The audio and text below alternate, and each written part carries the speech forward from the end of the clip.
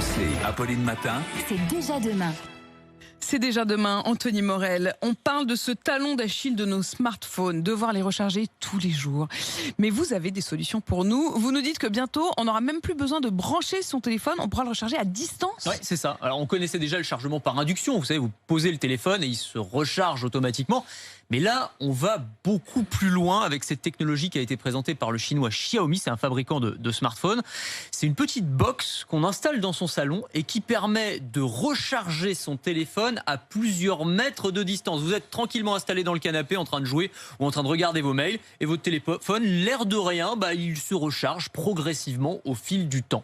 Alors c'est étonnant, hein. Donc en gros le principe de cette boîte qui fait, quand je dis une petite box, ça fait quand même la taille d'une petite table de salon, hein, on va le dire comme ça, donc ça prend un petit peu de place. Vous mettez ça dans un coin de la maison et en fait ça va analyser grâce à des antennes millimétriques la position de votre téléphone, ça va le localiser très précisément et ça va lui envoyer des ondes qui vont être converties en électricité.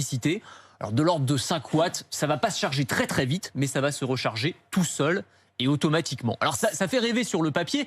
Il y a quand même deux choses qui sont des limites à cette technologie. D'abord, sa faisabilité technologique. Ça fait quand même quelques années qu'on nous promet ce genre de techno. On va voir ce que ça donne en vrai. Moi, j'attends de la voir en vrai. Là, il y a eu des annonces qui ont été faites ces derniers jours. Il faudra voir ce que ça donne en conditions réelles. La deuxième chose, c'est est-ce qu'il y a un vrai appétit de la population pour ça? En France, on a les anti-5G, les anti-compteurs Linky. Est-ce qu'on est prêt à avoir une box? On a tous le Wi-Fi, hein. On a déjà une box qui émet des ondes dans la... On est d'accord. C'est une sorte, ça va transformer notre maison en micro-ondes, quoi. C'est un peu ça. Non, mais après, tout ça sera très réglementé. Mais est-ce que le public sera prêt à franchir ce pas-là?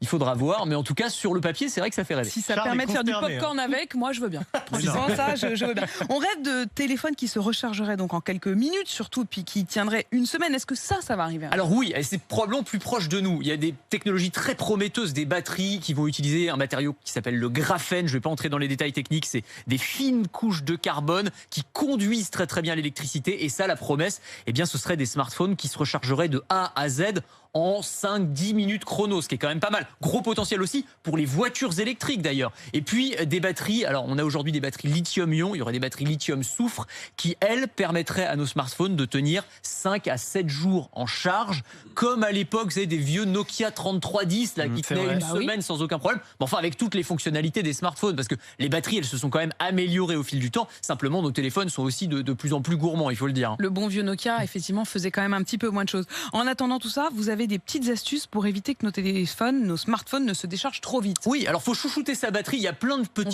choses. Mais il faut la chouchouter, bien sûr, il faut prendre soin de sa batterie. Oubliez un certain nombre de lieux communs, vous savez, il faut décharger complètement son téléphone avant de le recharger. Ça, c'est complètement faux, hein. C'était sur les très très vieilles batteries, mais ça n'est plus vrai du tout. C'était presque des remèdes de grand-mère. Oui, c'est ça, c'est des espèces de lieux communs. Exactement. En fait, l'idéal, c'est d'avoir toujours une batterie entre 40 et 80%. Plutôt faire des petites recharges courtes qu'une longue recharge en une seule fois. Quand il est complètement chargé, ne le laissez pas brancher non plus, ça c'est à éviter. Évitez de l'utiliser quand il est en charge parce que ça fait chauffer la batterie. Voilà quelques petits trucs et astuces qui devraient permettre à votre batterie de durer un petit peu plus longtemps et de faire durer la vie de votre smartphone.